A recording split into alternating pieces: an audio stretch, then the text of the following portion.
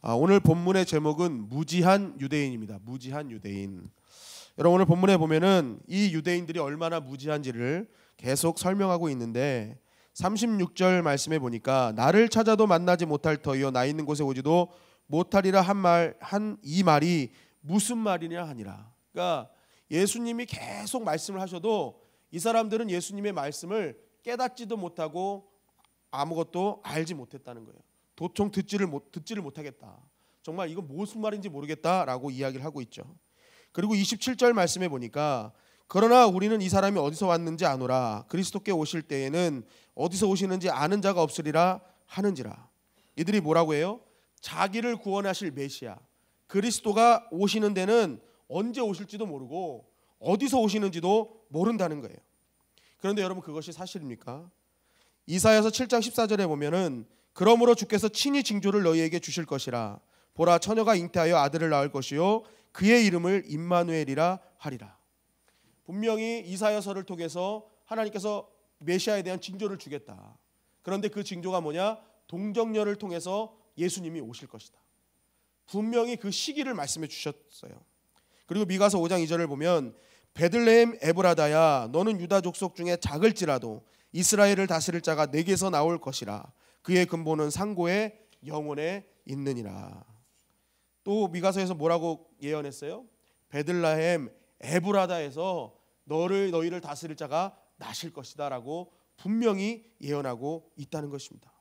그래서 마태복음에 보면은 헤롯 왕이 그 동방 박사들의 말을 듣고 그리스도가 나셨다는 얘기를 듣고 대제사장들과 백성의 서기관들을 모아서 그 그리스도가 어디서 나느냐라고 물어봤을 때 이 마태복음 2장 5절 6절을 통해서 이 미가서 5장 2절 말씀을 인용하면서 베들레헴에서 나올 것입니다라고 분명하게 이야기를 했다는 거예요. 그러니까 이 유대인들은 사실은 이 부분에 대해서 정확하게 사실은 다 알고 있었거든요. 왜냐하면 어릴 때부터 율법에 통달한 자들이었기 때문에. 그러니까 이것을 분명히 알았어야 돼요. 그리고 여기서 이제 미가서에서는 에브라다까지 나왔는데 여기서 에브라다는 이 베들레헴 지역을 뜻하는 건데 이 에브라다 출신이 바로 다윗의 아버지 이새가 태어났던 곳이 베들레헴 에브라다입니다. 그러니까 미가서에는 베들레헴이라는 지역뿐만이 아니라 어떤 가문에서 태어날 것이다. 그것까지 예언이 되어 있는 거예요. 다윗의 가문에서 태어날 것이다. 그러면서 그의 근본은 상고의 영혼에 있다. 그러니까 그 그리스도가 어떤 사람이냐? 상고부터 태초부터 하나님의 아들이신 구주가 그곳에 올 것이다라고 분명히 성경에는 예언되어 있었다는 것입니다.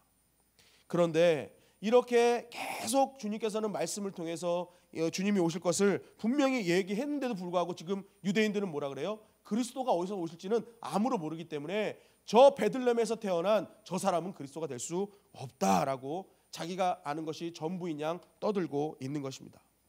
여러분, 그렇다면 유대인들은 왜 이렇게 무지하게 되었을까? 오늘 말씀을 묵상하면서 그 이유를 32절에서 찾았습니다. 예수에 대하여 무리가 수군거리는 것이 바리새인들에게 들린지라 대제사장들과 바리새인들이 그를 잡으려고 아랫사람들을 보내니. 여기서 바리새인이 등장하죠. 근데 바리새인이 누굽니까? 영적인 지도자입니다. 당시 영적인 지도자였어요. 그런데 이 영적인 지도자들이 누구보다도 영적으로 민감해야 될 이 사람들이 지금 어떤 행태를 보이는 거예요? 예수님은 성전에서 자신의 신성과 자신이 가야 될 곳을 주구장창 말씀하시는데도 불구하고 이 사람들은 들려오는 주님의 음성에 귀를 기울이지 않고 주변에 있는 사람들이 수군거리는 사람의 소리에 반응하고 있더라는 것입니다. 예수에 대하여 무리가 수군거리는 것이 바리새인들에게 들린지라. 주님의 말씀이 들리는데 이들은 사람의 소리에만 반응하고 있더라는 것입니다. 여러분, 결국 이러한 영적인 지도자들이 하나님의 음성이 아닌 사람들의 소리에 집중하니까 이들은 바른 얘기를 할 수 없었던 것입니다. 대제사장들도 한번 보십시오. 대제사장들은 실제적으로 사람의 소리를 듣지는 않았습니다. 그런데 그 대제사장들이 바리새인들과 함께 예수님을 잡으려고 아랫사람들을 같이 불렀어요. 이 말이 무슨 말이냐면 대제사장들은 바리새인의 얘기를 듣고 움직였다는 것입니다. 그죠? 대제사장들은 사람들이 수군거리는 소리는 듣지 못했지만 바리새인들이 들은 얘기를 이 바리새인들이 가서 대제사장이 얘기했더니 그래? 그러더니 같이 합세해서 어떻게 하는 거예요? 예수님을 붙잡기를 각오했다는 것입니다. 결국 이 대제사장 역시도 정말로 하나님의 부르심을 받았던 이 사역자 역시도 사람의 얘기만을 듣고 움직이니까 결국 이들은 주를 위해서 계속 일한다고 했지만 결국 그러한 일들이 예수를 십자가에 못 박는 사건으로 인도하고 교회를 교회답지 못하게 하고 성도를 괴롭히는 그러한 일들을 서슴없이 자행하게 됐다는 것입니다. 여러분, 사도 바울도 마찬가지 아닙니까? 주를 만나기 전에 자신이 알고 있던 지식이 옳다고 생각했을 때는 계속 그 일을 할 때마다 교회를 무너뜨리고 성도들을 힘들게 하고 하나님의 영광을 가르는 일을 계속했다는 거예요. 그러다가 진정으로 주님을 만난 후에 주님을 아는 지식, 진짜 하나님을 아는 지식이 충만해지니까 자기가 갖고 있던 잘못된 지식이 만약에 주를 아프게 하고 힘들게 하고 교회를 무너뜨리는 것이라면 내가 이것을 배설물로 여기겠다고 과감하게 버렸던 것입니다. 여러분, 이것을 묵상하면서 깨달은 것이 있습니다. 첫째는 나는 과연 설교자로 부르셨는데 나는 지금 바른 진리를 선포하고 있는가? 하나님의 바른 말씀을 선포하고 있는가라는 것을 제 마음속에 묵상하게 되었습니다. 만약 내가 하나님의 말씀을 증거하는 하나님의 그런 어떤 교육자로 불러주셨는데, 목회자로 불러주셨는데 내가 이 자리에서 하나님의 바른 말씀을 증거하지 않으면 나 역시도 바리새인과 대제사장들처럼 정말로 하나님의 귀한 성도님들을 영적인 무지로 이끄는 것은 아닌가 하는 그러한 생각을 갖게 되었습니다. 그래서 그 자리에서 기도했습니다. 주님, 더욱 주님의 음성에 민감하게 하시고 주님이 주시는 하나님의 말씀, 그 말씀의 진리를 먼저 깨닫는 자가 되게 하여 주시옵소서. 저는 기도했습니다. 여러분, 저뿐만이 아닙니다. 지금 이 자리에 계신 우리들도 여러분들도 마찬가지죠. 이 자리에 계신 분들은 분명히 각 기관의 어떤 장들을 맡고 계실 것입니다. 내가 어떠한 자리에서 누군가를 인도하는 자리에 있으실 것입니다. 그런데 만약 나에게 그러한 귀한 자리를 맡겨주셨음에도 불구하고 내가 하나님의 귀한 말씀, 그 영적인 진리를 깨닫지 못하고 무지하면 나 역시도 소경을 인도하는 그러한 자리에 있을 수밖에 없는 것입니다. 그래서 그 모임은 결국 주님을 안다고 하지만 그 무지함으로 인해서 우리 그 모임이 일을 하면 할수록 하나님의 교회를 무너뜨리고 또 주님의 이름을, 주님의 영광을 가리는 그러한 일을 할 수밖에 없는 것입니다. 그러므로 오늘부터 우리가 해야 될 일은 무엇이겠습니까?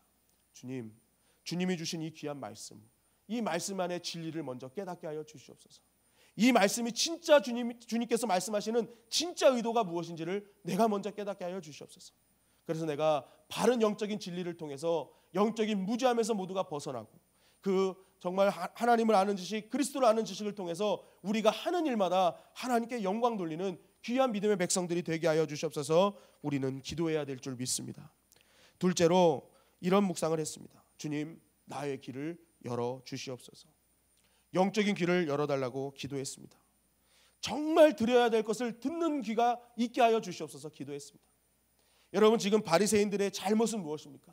진짜 들어야 될 것은 듣지 못하고 다른 것을 들었기 때문에 그렇습니다. 하나님의 말씀이 주의 성전에서 선포되어지고 있는데도 불구하고 사람의 소리에 집중하니까 결국 그는 바른 것을 듣지 못해서 죄의 자리로 나아갈 수밖에 없었던 것입니다. 여러분, 에덴 동산에서 아담과 하와의 가장 큰 실패는 무엇인 줄 아십니까? 들어야 될 것을 듣지 못한 잘못이 가장 컸습니다. 여러분, 에덴 동산에는 세 가지 소리가 있었습니다. 하나님의 소리, 사람의 소리, 사탄의 소리. 여러분, 하나님께서 인간을 창조하신 것은 하나님의 소리, 하나님과의 그런 어떤 교제 안에서 이 인간들이 더욱더 충만해지기를 원하는 하나님의 뜻이 있었어요. 그러면 아담과 하와는 어떻게 해야 됩니까? 늘 집중해서 하나님의 말씀을 들어야 되는 것이 아담과 하와의 사명이었습니다. 그런데 이 아담과 하와는 어떻게 합니까? 결국 사단의 소리를 듣고 또 사단이 한 소리를 사람의 소리로 전달하고 결국 하나님의 소리를 들어야 될 백성들이 사단의 소리, 사람의 소리만 집중하니까 하나님과의 관계가 완전히 실패하게 되었던 것입니다. 여러분, 마찬가지로 이 시대를 살아가는 우리 이 시대에도 세 가지 소리가 있어요. 하나님의 소리가 있고 사람의 소리가 있고 또 사단의 소리가 있습니다. 여러분, 우리가 이 땅을 살면서 우리는 어느 소리에 반응하며 살아왔습니까? 여러분, 진짜 여러분들이 하나님의 백성이라면 정말 우리가 나를 살리시고 위로하시고 나에게 날마다 능력 주시고 도우시는 하나님의 음성에 민감하게 되어야 될 줄 믿습니다. 그분의 음성에 우리는 반응해야 되는 것입니다. 여러분, 그래서 우리가 성령 충만해야 되는 거예요. 왜 그렇습니까? 우리가 성령 충만하지 않고서는 세밀하게 역사하시는 주의 음성을 들을 수 없기 때문에 그렇습니다. 주님은 오늘도 시시때때로 우리에게 말씀하고 계세요. 어떻게 해야 되며, 어디로 가야 되며, 무엇을 해야 하는지를 주님은 늘 우리가 결정하는 순간에 삶의 모든 삶의 걸음걸이마다 하나님은 음성으로 말씀해주고 계시다니까요. 그런데 우리가 자꾸만 그 음성을 듣지 못합니까? 성령 충만하지 못하니까 우리는 주의 그 세밀한 음성이 있음에도 불구하고 우리는 자꾸만 사람의 소리를 듣고 움직이고, 우리를 유혹하는 사단의 소리를 듣고 움직이니까 우리는 실패할 수밖에 없는 것입니다. 여러분, 33절 말씀에 보면은 예수께서 이르시되 내가 너희와 함께 조금 있다가 나를 보내신 이에게로 돌아가겠노라. 예수님은 분명히 말씀하셨어요. 내가 이제 조금 있다가 갈 것이다. 이것이 무엇입니까? 조금 있다 갈 것이니까 이제 얼마 남지 않았다. 너희가 이제는 나의 소리에 좀 집중하면 안 되겠니? 정말 내가 하는 말씀에 좀 집중하면 안 되겠니? 어떤 기한을 말씀하고 계신 거예요. 그 짧은 기한 동안 너희들 진짜 이때다 생각하고 열심히 해야 되지 않겠니? 라고 말씀하고 계시는 거예요. 여러분, 이제 주님 오실 날이 얼마 남지 않았습니다. 주님은 가셨지만 이제 오실 날이 얼마 남지 않았어요. 그리고 더 중요한 건 우리가 언제 주님께 갈지 모른다는 거예요. 결국 우리가 이 언젠가는 반드시 주님을 만나게 돼 있는데, 이 주님을 만날 때 우리가 반갑게 그분의 얼굴을 배울 수 있는 방법이 무엇이겠습니까? 그것은 우리가 영적인 무지에서 탈피하는 것입니다. 하나님의 바른 진리를 깨닫고 들어야 될 것을 들어서 우리가 진정으로 영적으로 하나님을 아는 지식, 그리스도를 아는 지식으로 충만해져서 정말 내가 하는 일이 교회를 살리고 주의 영광을 높이고 하나님의 영광을 높이는 그러한 일을 할 때 결국 우리는 주님을 만날 때 반가의 주님을 만날 수가 있는 것입니다. 여러분, 오늘 나의 길을 열어달라고 기도하시기를 간절히 바랍니다. 주님, 내가 정말 이 땅을 살아갈 때 들어야 될 것을 듣게 하여 주시옵소서. 우리가 바른 진리를 듣고 알 때 우리가 하는 모든 일을 통해서 하나님은 영광 받아 주실 줄 믿습니다. 여러분, 그렇기 때문에 오늘 하루 더욱더 깨어있는 자 되시기를 간절히 바랍니다. 정말로 오늘 하루를 시작할 때 나에게 주시는 하나님의 말씀이 무엇인지를 다시 한번 묵상하며 시작하시고, 때때로 내가 어떤 선택의 기로가 있을 때 나의 생각과 주변의 사람들의 말을 듣는 것이 아니라 하나님의 말씀을 펴므로 그 안에서 주시는 하나님의 말씀을 보면서 내가 가야 될 것이 이것인가를 선택하고 나아가는 우리 모두가 되기를 간절히 바랍니다. 그 선택을 했을 때 비록 우리에게 이전보다 더 큰 유익은 없을지라도 우리는 진리의 길을 간 것이고 옳은 길 간 것이고 바른 길 간 것이 말미암아 하나님께 우리는 칭찬받을 수 있는 것입니다. 나의 만족과 유익의 선택이 아닌 하나님의 바른 진리의 선택을 통해서 이 시대 진정한 영적 파수꾼으로 거듭나는 우리 모두가 되기를 간절히 바랍니다. 여러분, 우리가 그런 바른 진리의 사람이 되어서 우리 주님의 영광교회가 정말로 진리를 쫓는 교회, 정말로 하나님